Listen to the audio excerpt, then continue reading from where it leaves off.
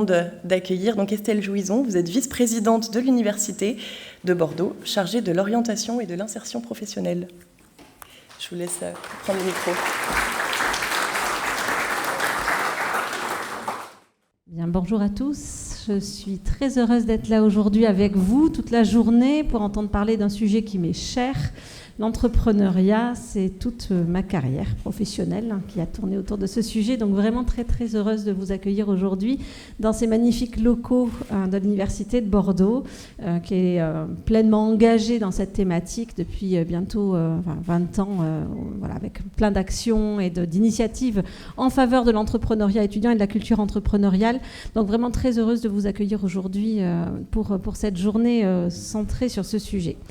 Quelques messages que j'avais envie de vous faire passer en mon nom et au nom de toute la communauté que je représente, et notamment mon président, Dean Lewis, qui s'excuse de ne pas pouvoir être là aujourd'hui. Un premier message, c'est... je suis fière en fait de voir l'écosystème qui se rassemble aujourd'hui. C'est-à-dire qu'on est là tous autour de vous, finalement, étudiants, qui avaient cette envie de prendre des initiatives, qui osaient prendre ces risques-là. Et je suis... Enfin, voilà, heureuse de voir qu'on arrive à se coordonner autour de vous finalement pour vous accompagner, vous soutenir, vous dire à quel point on est là avec vous. On ne peut pas faire à votre place, c'est toute la spécificité des dynamiques dans lesquelles vous vous engagez, elles vous appartiennent pleinement. Mais vous avez autour de vous voilà, toute cette communauté qui se rassemble et c'est vraiment satisfaisant de voir ça. On apprend énormément en vous accompagnant. Ça, c'est quelque chose également que je voulais vous dire parce que finalement, le fait d'avoir ce souci commun d'être à vos côtés nous oblige à abaisser nos frontières, à dépasser nos frontières, à abaisser nos barrières, à communiquer, à apprendre à travailler ensemble. Et c'est une véritable richesse également pour nos institutions que d'avoir fait le choix d'être ici à vos côtés. Un petit mot sur les enjeux et le rôle, me semble-t-il, de l'enseignement supérieur et de la recherche en ce qui concerne l'entrepreneuriat. On va évidemment aujourd'hui beaucoup parler de beaux projets entrepreneuriaux, de création d'entreprises effectives ou à venir et de toute la création de valeur que vous allez pouvoir avoir sur notre territoire et plus loin. Et ça va faire partie effectivement beaucoup de temps aujourd'hui va être consacré à parler de ça. Malgré le temps qu'on va y consacrer aujourd'hui, c'est pour moi l'arbre qui cache la forêt. Et je voudrais juste ici rappeler quel est réellement l'enjeu, au fond, de parler d'entrepreneuriat aux étudiants et pourquoi c'est important.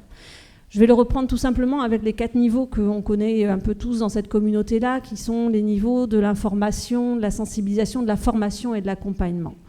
Au niveau de l'information, que vous entrepreniez ou pas, alors évidemment ici je suis face à un parterre d'étudiants particuliers puisque a priori vous êtes engagés dans cette dynamique, mais vous avez autour de vous des étudiants qui n'y pensent pas, pour qui ça ne fait pas partie des projets professionnels, enfin c'est libre à chacun d'avoir envie ou pas de le faire. N'empêche que la société d'aujourd'hui est pleine de dynamiques entrepreneuriales et que vous entrepreniez ou pas, vous y serez confrontés. Vous serez client d'entrepreneurs, vous serez salarié d'entrepreneurs, vous serez partie prenante au fond d'aventures entrepreneuriales et finalement être informé sur de quoi ils retournent, savoir détecter ces dynamiques-là autour de vous pour vous y connecter de la bonne manière me semble être une de nos responsabilités en tant qu'établissement puisque ça vous permet tout simplement d'être mieux armé dans la société, en particulier économique, dans laquelle vous allez ensuite évoluer. Le deuxième niveau, j'ai envie de dire, c'est la sensibilisation. Donc là, on passe un petit cran supplémentaire. L'idée ici, pour moi, est de dire on ne peut pas laisser aux médias la responsabilité de vous éduquer en matière d'entrepreneuriat. Si on les laisse faire, à part finalement Elon Musk, les étudiants ne savent pas parler de grand-chose. Et c'est pas ça l'entrepreneuriat aujourd'hui. C'est bien plus que ça. C'est bien plus large, c'est bien plus riche, c'est bien plus proche d'eux que ce que les médias racontent. Et ça, c'est important, me semble-t-il, qu'on assume cette responsabilité de faire voir cette diversité, de faire voir cette richesse, parce que ça la rend aussi moins impressionnante, moins inaccessible, qu'on contribue également à montrer qu'elle est possible et qu'elle n'est pas loin. Ça, c'est vraiment notre responsabilité. Et il ne s'agit pas juste d'en parler, vous voyez, il faut aller un petit cran plus loin. Le cran suivant, c'est la question de la formation. L'ingrédient secret de l'entrepreneuriat, c'est l'intention. Celui-ci ne se fabrique pas et ce n'est pas la responsabilité des établissements, de l'enseignement supérieur, que de donner envie d'entreprendre. C'est quelque chose de totalement personnel. Par contre, Vous armer au sens, vous nous assurez qu'en partant d'ici, vous ayez développé un socle de compétences qui vous permettront, si un jour vous avez envie d'entreprendre, de pouvoir vous mettre en mouvement et d'aller piocher dans cette boîte à outils que vous aurez développée dans le courant de vos études. Là, on est dans le juste, d'accord ? On vous arme, on vous outille pour la suite, d'accord ? On n'est pas là pour vous donner envie de faire les choses, c'est pas notre rôle. Plus largement, c'est pas forcément à travers des dynamiques entrepreneuriales que vous porterez que ces compétences entrepreneuriales vont se révéler. Ça peut être tout simplement dans les situations d'emploi que vous allez occuper. Vous serez salarié d'entreprise pour certains d'entre vous. Et dans le cadre de ces emplois, on va vous demander de prendre des initiatives, d'animer des projets, de faire partie tout simplement d'équipes, etc. Et dans ces contextes-là, les compétences entrepreneuriales que vous aurez développées vous seront utiles. Ici, l'idée est de dire que vous formez à l'entrepreneuriat, c'est pas vous faire de vous des entrepreneurs potentiels, c'est faire de vous des jeunes gens entreprenants, capables de prendre des initiatives, capables d'oser, de se mettre en avant, d'être autonomes dans leur prise de décision et de travailler finalement dans un collectif avec un but commun. Ça va bien plus loin que la question de la création d'entreprise dont vous pourriez un jour rêver, parce que ça, c'est votre rêve et il vous appartient juste à vous. Le dernier cran, vous le savez, c'est l'accompagnement. Et là-dessus, effectivement, nous nous engageons collectivement à travers des moyens mis par les établissements, avec l'appui de la région, avec l'appui du ministère via les pépites, etc. On a des moyens à notre disposition pour accompagner ceux d'entre vous qui, dès maintenant, manifestent l'envie de le faire. Mais vous voyez que c'est la petite pointe de l'iceberg, en fait. Et il y a tellement d'autres choses derrière qui sont moins visibles, dont on parle moins. Et pour moi, c'est important aujourd'hui de rappeler que l'entrepreneuriat dans l'enseignement supérieur et la recherche, c'est tout ça. D'accord ? Ce sont tous ces enjeux-là qui sont derrière. Et voilà, pour moi, c'était important de le dire. Alors finalement, juste pour conclure, l'entrepreneuriat, c'est ici effectivement s'inscrit pleinement dans les priorités au fond de notre établissement. Alors là, je prends ma casquette de mon établissement, mais je sais que c'est la même chose pour mes collègues. Notre priorité, c'est de vous préparer, vous étudiants, futurs actifs, à trouver votre place finalement dans le monde économique, plus largement dans la société civile. Ça va être une société en transformation, en transition, ce sont des mots qu'on entend beaucoup. On pourrait parler de mutation, on est vraiment dans une période de changement profond. Et notre espoir à tous, qui vous entourons, c'est que finalement vous sortiez de nos rangs avec dans vos poches les outils, les connaissances qui vous permettront tout simplement de trouver votre place dans ce monde-là, de pouvoir faire votre chemin en étant à la fois contributeur, transformateur de société, parce qu'on va en avoir besoin, et puis tout simplement les plus épanouis possibles. Voilà l'ensemble des messages que je voulais vous faire passer, et je vous souhaite une très bonne journée. Guillaume Riot, vous êtes vice-président de la région Nouvelle-Aquitaine, chargé de la transition énergétique et écologique.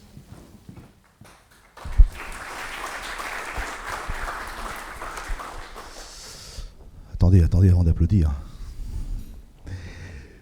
Bonjour à toutes et tous, Madame la vice-présidente de l'université, Monsieur le représentant, Madame la rectrice, Mesdames et Messieurs.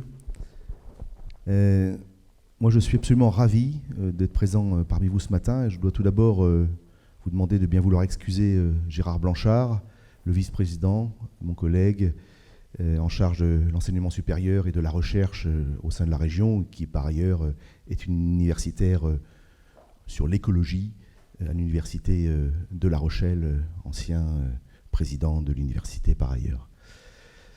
Nous sommes ravis d'être là à vos côtés, pépites que vous êtes, futures pépites probablement, dans le cadre de ce challenge que vous cherchez à relever, que vous pratiquerez demain très certainement en tant qu'entrepreneur, entrepreneur d'avenir. Et cet événement correspond pleinement aux 3 grandes directions que le président de la région, Alain Rousset, et son exécutif souhaitent consacrer dans le cadre de ces politiques publiques. En premier lieu, la question des transitions. Alors, je dis pleinement, je ne sais pas, nous verrons les lauréats cet après-midi, mais je ne peux imaginer que la jeunesse que vous représentez ne puisse pas s'interroger sur ces grandes questions de transition écologique, de transition énergétique, qui sont certes de l'actualité, mais qui sont les conditions très structurantes de la société de demain. Donc ça, c'est vraiment un axe majeur. Je vous reparlerai tout à l'heure lors de la table ronde de notre feuille de route Néoterra. Ça, c'est le premier axe. Le deuxième axe, c'est l'épanouissement par l'entreprise, par le travail, mais par l'entreprise, au sein de l'entreprise, vous, entrepreneurs, futurs entrepreneurs, mais également vos collaborateurs demain, qui devront trouver le chemin de l'épanouissement humain, pas seulement économique, pas seulement financier, mais vraiment l'épanouissement à travers l'entreprise. Et c'est quelque chose qui est très fort au sein de la région. D'ailleurs, ça fait partie de notre régime de compétences, par ailleurs, le développement économique, mais pas à n'importe quel prix, avec beaucoup de sens donné autour de tout ça. Et puis le troisième pilier de notre action au quotidien, c'est la jeunesse. C'est la jeunesse que vous êtes, que vous représentez, celle qui arrivera demain, celle qui est déjà passée hier, qui aujourd'hui est dans le monde des adultes. Et c'est à nous, vraiment, responsables entrepreneurs, responsables financiers, économiques, responsables institutionnels comme l'université, responsables politiques et à toutes les strates, du niveau européen jusqu'au niveau le plus local, et je pense à l'intercommunalité, qui a aussi un rôle dans l'accompagnement. Les 156 intercommunalités de la région Nouvelle-Aquitaine doivent aussi participer à votre destin, en passant, bien sûr, par les strates intermédiaires, régionales, par exemple. Et vous êtes vraiment les pépites. Alors, mais les pépites, il faut les trouver dans le sable du fond des rivières. Elles n'apparaissent pas de manière inexorable et fatale. Ça nécessite un travail, parfois sur soi, important. Et puis, il faut être aidé. Madame la vice-présidente l'a bien dit. Mais au-delà d'être les pépites de demain, ou déjà d'aujourd'hui, vous êtes surtout les pépins des arbres futurs qui constitueront cette forêt, cet écosystème économique dont vous parliez, madame. Et ça, c'est essentiel. Voilà, donc vraiment, ce challenge qui est relevé aujourd'hui à travers cette forme de concours, finalement, qui engage, je crois, monsieur le représentant de la rectrice, des centaines de jeunes étudiants et proposés à des milliers. Voilà, donc moi je suis absolument ravi d'être à vos côtés aujourd'hui et la région soutient pleinement ce programme d'action de manière institutionnelle, politique, au-delà de notre accompagnement financier. Merci à vous et puis à tout à l'heure pour la table ronde.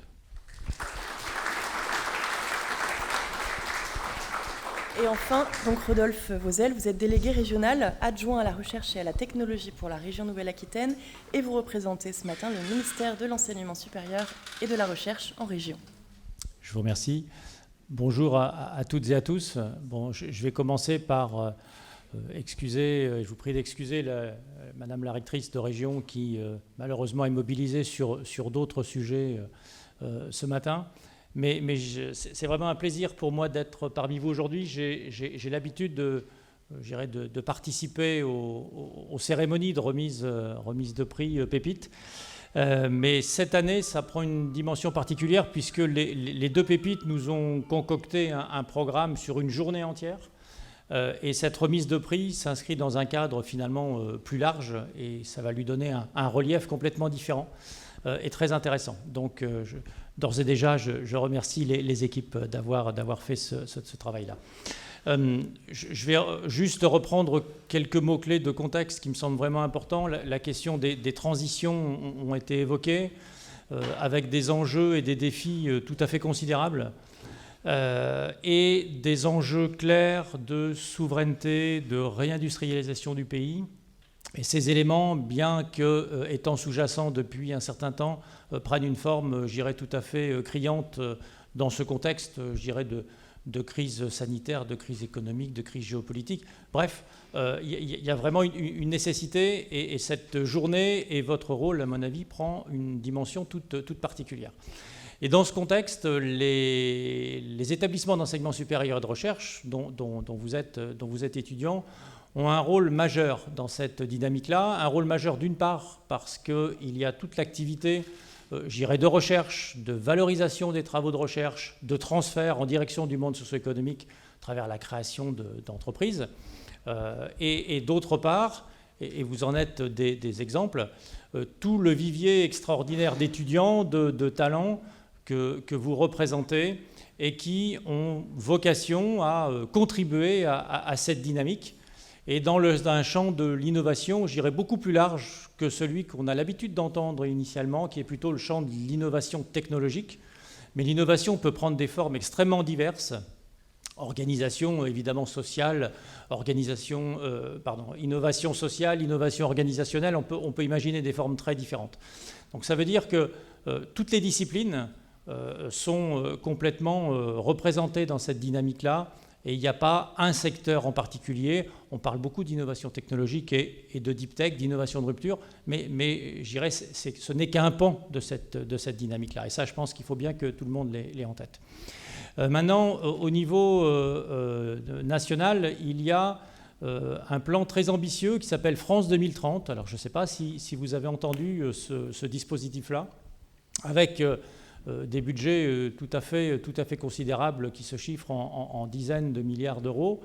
Et l'objectif est de soutenir, je dirais, des filières stratégiques au niveau national. Il y en a une vingtaine qui ont été identifiées, avec des enjeux de décarbonation et de durabilité qui sont vraiment au centre, je dirais, des priorités, et qui se déclinent dans tous les champs de la société. Ça peut être évidemment la question des mobilités, la question de la décarbonation de l'industrie, mais c'est aussi il y a aussi un impact direct sur les systèmes agricoles ou sur le numérique.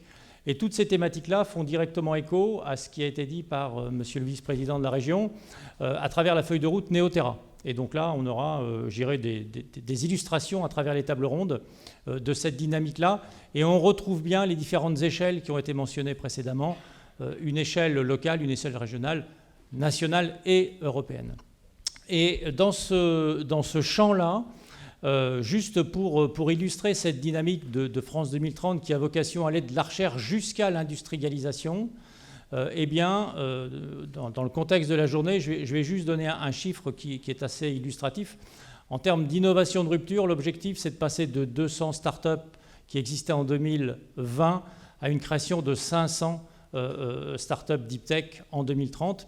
Et ça s'appuie sur la mobilisation de tous les écosystèmes à toutes les échelles et de leurs acteurs. Et parmi ces acteurs, il y a les pépites, les dispositifs pépites, les pôles pépites, qui sont vraiment là pour servir, je dirais, d'interface entre ces dispositifs très ambitieux et puis des dispositifs portés par les établissements. Et il y a vraiment un challenge qui a été lancé avec beaucoup d'ambition, je dirais, dans les années 2019-2020, à travers un programme qui s'appelle l'Esprit d'entreprendre et qui finalement a donné une sorte de feuille de route pour les pôles pépites à l'échelle nationale, avec des enjeux qui ont été rappelés par Madame la vice-présidente autour de la question de la sensibilisation et de la formation à l'entrepreneuriat d'une part, et d'autre part un enjeu essentiel autour du rayonnement de l'entrepreneuriat étudiant. Et la journée d'aujourd'hui s'inscrit complètement dans cette dynamique-là. Et les établissements d'enseignement supérieur et de recherche de la région se sont complètement mobilisés dans cet appel à projet. Et les deux pôles pépites qui vous accompagnent ont été lauréats de cet appel à projet. Et je dirais vous accompagnent et ont développé, je dirais, une feuille de route tout à fait ambitieuse dans ce cadre-là. Et les établissements sont vraiment pleinement investis sur cette question de l'entrepreneuriat, comme l'a évoqué la vice-présidente, mais je dirais de façon plus globale autour de la question de l'innovation, puisque maintenant, les différentes facettes de l'innovation sont complètement inscrites dans les stratégies des établissements, des universités et des écoles. Donc il faut vraiment avoir cet élément-là en tête.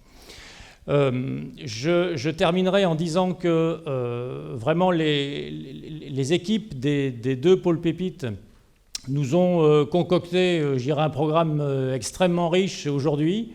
Je les remercie très sincèrement pour tout le travail qui a été fait et je nous souhaite une très belle journée de partage, de réflexion et d'échange. Voilà, merci et puis bonne journée à toutes et à tous.